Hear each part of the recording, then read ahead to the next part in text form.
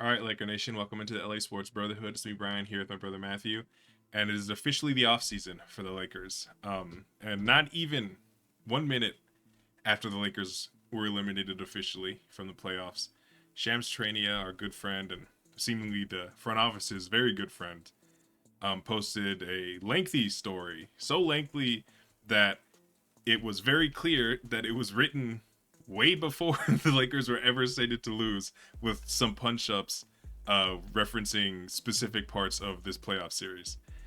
So yeah, essentially what it's saying and kind of what I think every Laker fan can expect is team did not like Darvin Ham.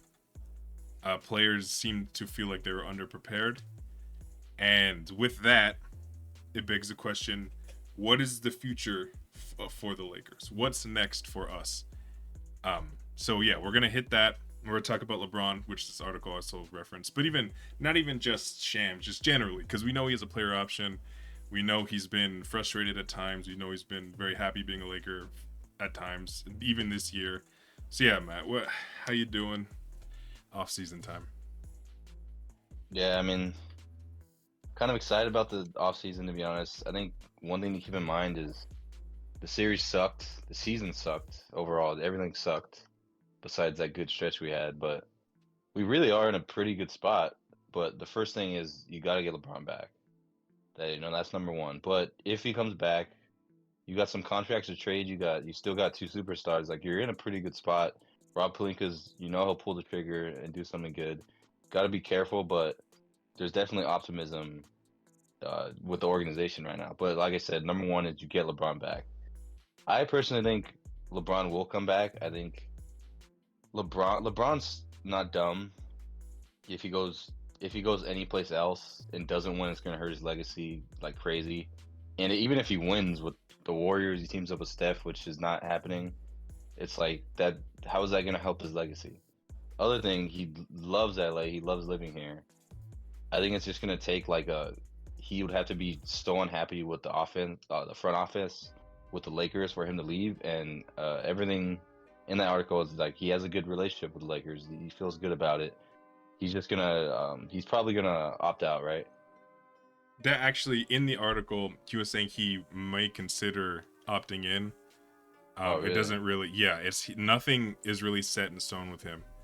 So yeah, but I'm glad you mentioned LeBron because I was gonna kind of pose this question to you. I knew the answer, but a lot of Laker fans, so a surprising, well, not a surprising amount. I know so many Laker fans hate LeBron. They've hated LeBron forever, even since he's been here too. But yeah, I completely agree. LeBron has to come back. I don't care how many old people get upset and want LeBron to leave. He was never a true Laker. Ridiculous. Never care about what they have to say anyway. LeBron has to stay. If LeBron leaves, I don't think the franchise is in trouble, assuming he gets traded for anything. Like, if he's traded for just assets in general, the Lakers will be healthy, they'll be fine. But delusions of winning a championship, and yes, I didn't mean illusions, they would be delusions to think you would be able to win a championship without LeBron. So if you want to at least pretend that we're championship contenders, which I think we absolutely can be if we have the right roster, LeBron has to be here. So LeBron has to be here. Yeah, I 100% agree. But yeah, the way they structure it is going to be really important. He's eligible if he opts out. I think he's eligible for a 3-year extension, which would be 2 years plus a player option for the max. Which he's never not going to take the max, and he's producing like a max player, so that's not an issue just because he's 39. He's a max player producer.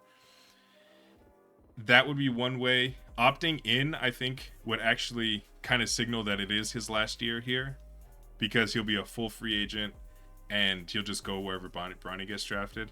Um, so yeah, there's a lot of different avenues. Technically, not technically, officially, it seems that he's not set either way. But frankly, at least the way I'm reading it, it feels like all signs are pointing to him being back. Like you were saying, he is too maniacal about crafting his legacy and his image of himself to the public. If he goes to, even if he goes, I was gonna say if he goes to like Cleveland, but even if he goes to Cleveland, they're a top 4 seed and he wins a championship. It's not gonna be like, oh, you joined a good team. He can't join Boston. He can't play with any other all time great. Like KD, he can't go join. KD can come to the Lakers, which is something, pie in the sky stuff that we'll talk about when the doldrums of the offseason. But like you said, not going to Steph, not going to the Celtics. Um, that can't join the Nuggets. It's like there's only like 4 contenders anyway. He's not going to the Sixers, even though maybe that if he goes to save them. But yeah, it's just not. There's no feasible way for him to get what he wants, which is the all-time undeniable GOAT legacy. Frankly, there's no way for him to get that anyway. But even if he were to win another one, he knows it has to be with the Lakers. He has to, because even though he hasn't been the best player on the team for the last 2 years, if he wins one with the Lakers, it will be his Finals MVP. It'll be, oh, LeBron won another one, and blah blah blah, because no one respects Anthony Davis. So this is his home, and I think he likes it here. He just needs to be supported. But yeah, so that's kind of the LeBron aspect of it. We'll talk about fit and who we need to look to surround him in the offseason for sure. But now we're getting to the bigger issue, I think. It's the bigger issue, but it's also the most concrete one, and it's Darvin Ham. So I'll give it to you like this, Matthew. Darvin Ham is getting fired. Are you okay with that? Yeah, I'm ecstatic about it. It's, Yeah. I mean, the biggest thing to me isn't like oh, what do you look what he's writing on the right board, his hands in his pockets. Players don't like him. Get him the hell out of there. LeBron James, you're gonna be 40. Like LeBron, AD are the core of this team. If they don't respect their coach, why the hell is he here? Yeah. It's that simple to me. I'll keep it short. Yeah. Again, pocket stuff, it's like there's so much basketball stuff that you can talk about, and you talk about hands in your pockets. It makes me think like you're 11 years old, and that's everybody on Twitter, everyone on the internet. Oh, freaking pockets! Oh, he has a mole on his head. Are you children? What are we talking about? He sucks. He's a terrible coach. Talk about how he coaches, please. Anyway, it will never fail to upset me. But yeah, he's gone. They progressively throughout the season, especially towards the end when they were finally good and put Rui in the starting lineup.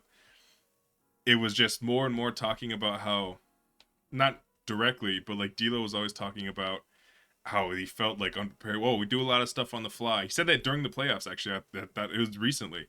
Like, well, we do all the stuff on the fly. We don't feel like we're prepared for Jokic. We kind of just do it. We're not super familiar. And AD said it feels like we don't. There's stretches where we don't know what we're doing. And then Ham openly challenged that instead of just saying, yeah, well, we're addressing everything. And I think that was like, I think Ham's known he's gonna be fired for a minute, and towards the end he kind of just committed to being as contentious as possible with players, and it just doesn't make sense. I don't really get what his process is as a human being addressing stuff with the media. I sure as hell don't understand what his basketball process is, because it makes no sense. But even just outside of basketball, it doesn't make sense to me. The Lakers have handled everything pretty poorly as like a franchise for a long time, with in terms of public relations and media and stuff, and how they portray their players, and they immediately leak everything. Like, they had quotes from Laker officials, and like inside basketball, like inside the locker room stuff, immediately available for Shams 1 second after they lose. Same thing with Dave McMenamin. I don't like the way they move. I never have, especially not in this recent era, the LeBron era. They're so concerned with media availability and perception that it just doesn't. It's just not. It doesn't feel good as like a basketball franchise and fan of the franchise. But with that being said, I know we talked a little bit about this before.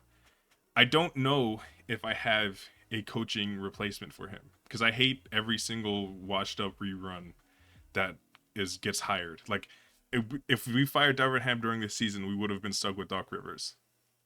So, and that was like it. Nick Nurse coaching a team with the Sixers, about to get kicked out of the playoffs. It's just all of these rehashes. Quinn Snyder couldn't do anything with the Hawks. I mean, not that the Hawks are a good team at all, but they at least made a fake Eastern Conference Finals or like something. They didn't even make the playoffs. So I don't know what to do with this team. The reality is you have to make a team good enough or young enough and that works hard enough so you could trick people like Mark Daigneault with the Thunder. Or you can be like a steady guy like Chris Finch. I don't know. It's difficult. Lakers' track record isn't great. But yeah, and sorry, I kind of monopolized that a little bit. Coaching wise, is there even just like traits that you're looking for? Is it, do you even have an idea of what you're trying to see? Yeah, I don't have a single name. It like I'm glad you brought it up. Like the rehashes is just it's. I mean, when's the last time that worked? You know, I don't want to see those guys. Snyder, I sure as hell don't want to see Doc Rivers. Hey, Frank That's Vogel's gonna have a hilarious with job soon. the Bucks. Yeah, that's true. That's true. Yeah, yeah. It's like same thing with Vogel. Yeah, it's as far as traits. I want the guys to like them. I want them to be prepared. It's unbelievable what they're talking about not being prepared. I just want. It's hard for us to know like their philosophy in terms of like offense, defense, Yeah, basketball. I want them to have respect for the coach. I want them to be a great leader, a great locker room guy, and you just have them prepared and be able to address the media. I want a freaking like coach. Like I want the Lakers to have a coach that we actually feel good about and the guys feel good about, and he's gonna address the media like an adult and just be professional and just like you said, like the I want to not hear about the coach, like you're saying with the Thunder coach and them. We all know that it's the players that are driving that. The players will drive this team to success. We just can't have, oh my God, what are you doing, Ham? Oh my God, what are you doing, Vogel? yeah, Just get a freaking competent man that we don't have to hear about, that will have him prepared, that will have a good scheme, and just be a coach. yeah, yeah. It's okay. Well, I 100% agree with what you're saying. I will also say this is the Lakers. They're in no way, shape, or form will there Yeah, be a coach. You can, if you put prime Phil Jackson with this roster right now, people would complain about how many minutes Spencer Dinwiddie's getting still. It doesn't matter. Laker fans are going to complain about everything. I'm not saying that it wasn't warranted. I'm just saying that's going to happen. So there's no person alive that's going to be with like without criticism and very loud, obnoxious criticism. But with that being said, if there is any trait that I could assign to the next coach, it's that they're a freakish, like, film room addicted guy. I don't need I appreciate what you're saying, and I don't disagree with like the you feel good about them talking to the media and stuff. I don't care. You can be a freak. Be in the film room. Please yeah, just constantly analyze things.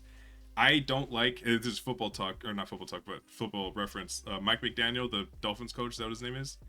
He's a yeah, freak, whatever. I don't like how everyone loves him because he's just like a small little whatever dude. But the reality is he's a freak because he is psychotic about football and like understanding schemes and stuff. I want that type of thing for the Lakers coach. I don't need anything else. If you feel like you know what you're talking about, especially to a room of LeBron and AD, who are LeBron's a mastermind of the sport and the entire history of basketball. AD is a defensive mastermind. If you can speak to them on a basketball level, let alone like forget experience or whatever things that people feel like it goes into, and I'm not an authority to talk about what's important in the locker room, but LeBron has always respected people that can process basketball on a similar level as him.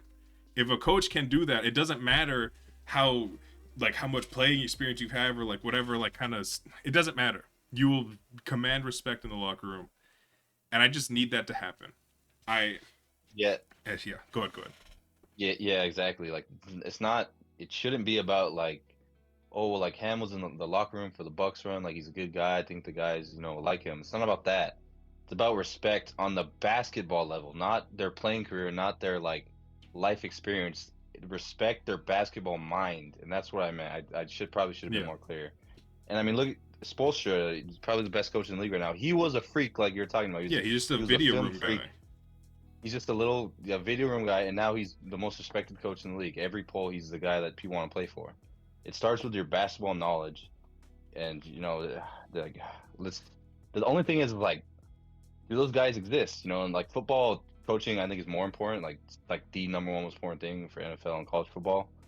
But there's just so many guys, and guys, because you go from offense coordinator or defense coordinator to coach, and it's all a lot of good hires. NBA, it's a lot different, and I don't know. I, I, I think I've earned the right to be worried with Vogel and Ham and all the coaching situations we've had. Yeah, Scott and oh my God, so I'm definitely worried. I'll say that. I don't remember the last I shouldn't say I don't remember. I do remember all the Yeah, coaches they've hired since I've been a Laker fan, since Phil Jackson's been here. Every single one of them has been why are they hiring this person? Frank Vogel ended up working out because he's a genuine defensive genius, but offensively he was so incompetent that it didn't really it unless you gave him the perfect team like 2020 was, it was just ruined. Ironically, would have been a good coach for this team, I think. If we had a yeah. good an elite defensive scheme. I digress. It doesn't matter. Don't want him back. To be clear. Frank Vogel was the only one that kind of gave me like I don't know, like something, and because it was like you could kind of parcel Like out what he's done, but yeah, I like completely a agree. basketball mind is what you're saying. Like a basketball, like Luke Walton. Oh, he played for the Lakers. Oh, Scott The was Luke Kobe's Walton teammate. hire. Ham's a good guy. It's like God, just basketball. Like Vogel, Yeah, I see what you mean. Vogel's like the only guy who's like, okay, he's a defensive genius. yeah. I mean, D'Antoni kind of is, but also Yeah. he's just not a good coach, so it didn't matter. Mike Brown, I think it was just too early for him, probably, because I do respect definitely respect what he has going on with the Kings, and also that team sucked, so it's not really his fault. That's the biggest thing, I think. The teams have sucked for all of those coaching hires. Like the Luke Walton team. Luke Walton's a horrifying coach, but the team was horrible. And then LeBron came, and it was rough. So there's a lot of stuff that could happen. I think realistically, as we've been saying, I'm just looking for someone that won't get in the way of the team. Darvin Ham very much got in the way of the success a lot. Now, the players did too. The players have a very massive part of this blame. I don't want to make this like a Ham thing. Ham is not a scapegoat for me, but he is absolutely deserving of blame. Like, I feel like the worst thing about Ham being fired and these articles coming out so quickly is that people are gonna be like, oh yeah, Ham fault, which yes, it is. But also, D'Lo, you didn't score. You're talking all this stuff about how that. Okay, we're kind of running long, so I'll make this quick. Sorry for all the tangents. That really upset me when D'Lo was like, "Yeah, Ham told me you believed in me. I didn't need that." It's like you needed something. You scored 0 points game 3, man, or game 2, game 3, whatever. You have been horrible. You've embarrassed yourself on the court so many times. What are you talking? Oh, I didn't need that. Epic dunk on Ham. That's cool. Haha. We hate Ham. Play basketball. Respect yourself a little bit. And that just didn't happen for so many people on this team. It's just frustrating. And we're gonna talk about this more and more. We have a whole off season. Frankly, like you said, I'm excited for this off season. Every off season where the Lakers didn't win a championship is the best part of that season, and it'll be no different for this one. You have any last words before we get out of here? Nah, that's it. All right, yeah. So we'll be back soon. Go Lakers.